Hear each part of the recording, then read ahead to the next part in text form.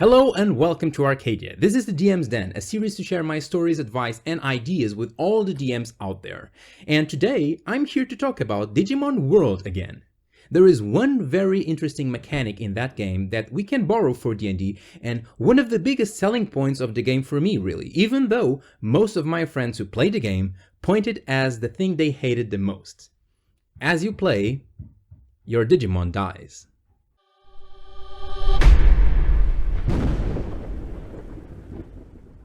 If you like monsters and you're from my generation, it's impossible that you escape the two biggest franchises from that genre, Pokemon and Digimon. Now, I said before that the Digimon games, or at least Digimon World, is more of a monster-raising game than an RPG. The focus is definitely on taking care of your Digimon and help them digivolve to awesome monsters. Pokemon, on the other hand, is a completely different experience. It focuses on collecting a wide array of monsters, only to check their name off your list and store them inside a computer forever. You know, like you do with living creatures. It's actually odd that it's Digimon, the franchise where the monsters are actual computer programs, that does the most to humanize them and treat them as living, breathing creatures. But that's an essay for another day. This difference in theme, raising versus collecting, is emphasized by the core game mechanic in Digimon World, the Digimon Lifecycle. From the moment you hatch a Digitama, your baby Digimon digivolves into the in-training level, then to the rookie level, then to the champion level in the time period of 5 to 6 in-game days. If you raise your Digimon really well, it might even digivolve to Ultimate, starting on their 11th day. However, around their 20th day of life, your Digimon dies. This death isn't permanent, your Digimon reincarnates in another Digitama and the cycle begins again, but many people dislike this mechanic, especially the ones who are used to playing Pokemon. Why train a Digimon to make them competitive and raise them to the max level if they are going to die anyway and you'll have to do it all over again? I, however, think that this core mechanic is exactly what keeps the game fresh and grants it such a long longevity. Because you never have an eternal Digimon, you must keep retraining it. Areas of the island you were able to clear easily before with your fully trained Greymon are now extremely dangerous again to your newly born Patamon. Some previously blocked zones might even unlock now that you have a new Digimon with a new typing. Unlike a game such as Pokemon, where as soon as you get really high level Pokemon, the game becomes a walk in a park and loses much of its interest apart from keep filling the Pokédex and perhaps the battle frontier, Digimon World subtly encourages you to keep raising your Digimon and training and evolving as a basic requirement to keep playing the game. In a very weird sense, the game forces you to play the game in order to play the game. I believe there's something we can learn from this for our D&D games. One other mechanic that potentiates this quirk of Digimon World are the Digivolutions. Unlike Pokemon, Digimon have branching evolutions. If you take Agumon, for example, in the game it can evolve into the classic Greymon, but also to Meramon, Monochromon, Birdramon, Centauromon, and Tyrannomon. Different Digivolutions have different requirements, and if you want a specific one, you must work for it. Otherwise, it might be pretty much random. This Digivolution unpredictability combined with the Digimon Lifecycle keeps you in a constant state of wonder and excitement for what Digimon you're going to get next. Kinda like what happens in D&D when a character dies. You are sad at first to lose that character, but at the same time you become excited for getting to play a new one. Even today, I find myself excited for revisiting the game, wondering what Digimon I'll be able to get this time. Also, Digimon from different elements can use different techniques, so it's very likely that once you digivolve into a new monster you never got before, that you will have to learn new moves. Not only the game refreshes its difficulty by having you start at the lower levels again, it promotes a different experience and a different style of play every iteration. If this formula works, why don't we see more games using it? We actually do. I played Hades recently and the game works in a very similar way, although with its own quirks. If you'd like to hear my thoughts about Hades and how can we take inspiration from it for D&D, there's a video coming up about it, look for it in the eye up there. But it's also true that most games prefer other solutions, more within the realm of the perpetual level up system. In the end, it comes down to taste. Some people just hate having their progress reset, even if only partially. The auto-leveling and the level creep seem to be the norm nowadays. Auto-leveling happens when, as you get more powerful, the enemies in the world also do, to keep combat balanced. Areas where you were fighting wolves before now have stronger wolves, exactly the same enemy but with higher stats. To me, this defeats the purpose of having levels.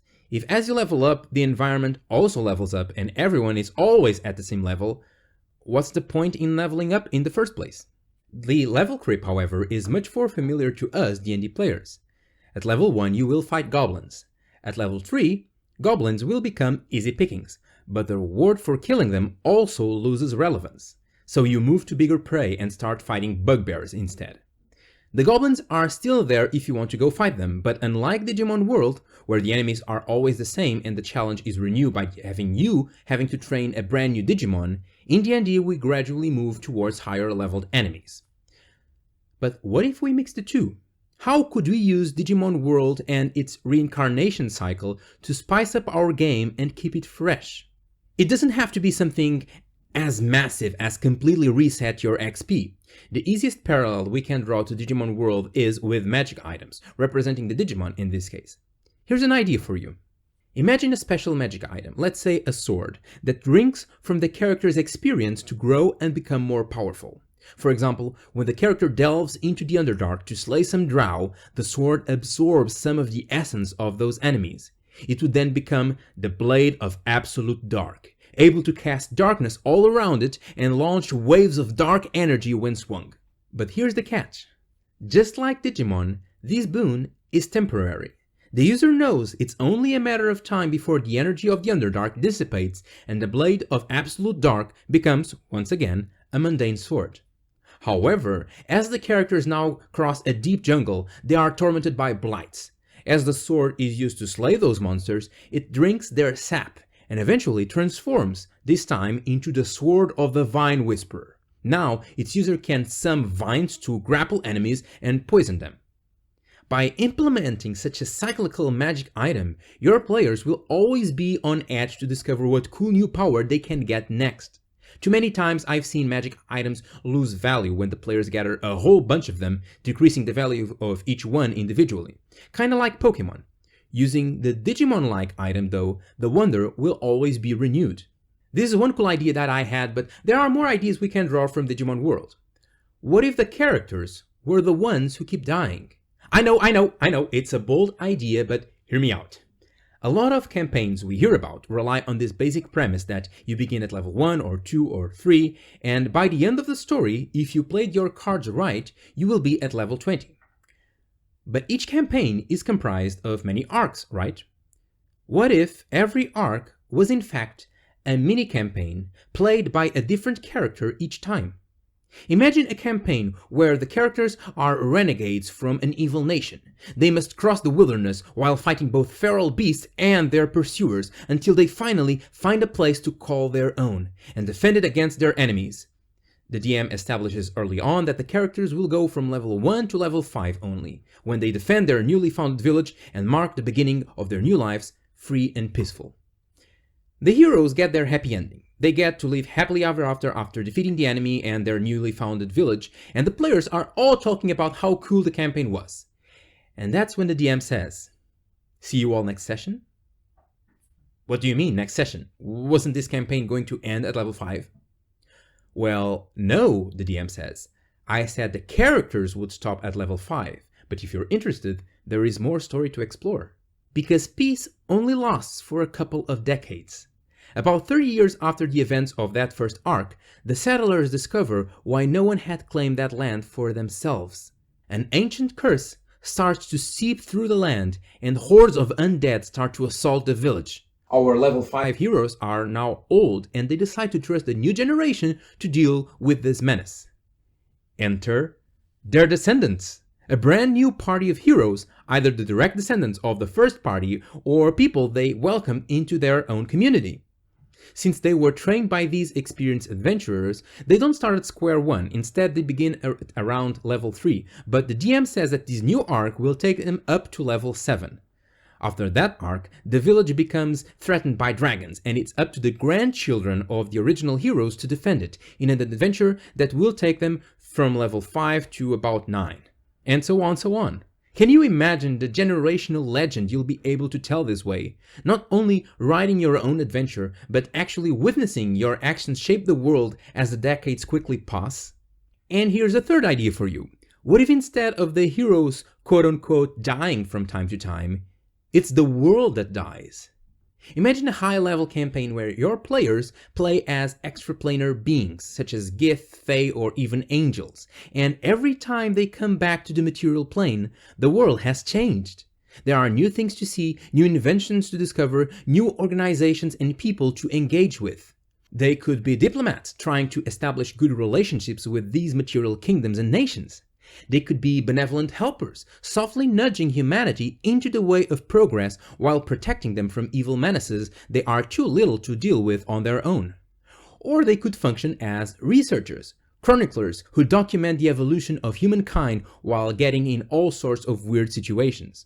Even though their level in this idea is already quite high, that doesn't mean there are no difficulties for them. In fact, since every time they come down to Earth, they would be foreigners trying to adapt to a world that has moved past them, much like Superman or Avatar: The Last Airbender, they might have to reforge alliances, meet NPCs they met in childhood who became old, learn new technological advancements they never thought possible. Anyway, these are just some ideas that I had. The main point I'd like to focus on is the perpetual refreshment that Digimon World brings with the Digimon Lifecycle. Not only it always keeps the game fresh and new, it employs its own mechanism of level scaling in a way that is quite holistic and subtly encourages play as a requirement to keep playing, which is kind of weird, but works really well. I'm sure that by listening to this, you started to get funny ideas yourself about how to use the Digimon Lifecycle or a similar feature to improve your game or inspire a whole campaign. Why don't you share those ideas in the comments down below in the Underdark? I know this is a thing that YouTubers always say, but I really love to see what original twist you'd give to the Digimon World engine. If you'd like to support this channel, you know what to do. You have seen YouTube videos before, haven't you? Follow me as well on my artist pages, handles on my left as we speak. Thank you so much for watching. I'm the first Arcadian, and the prosperity rate of the current city is 100.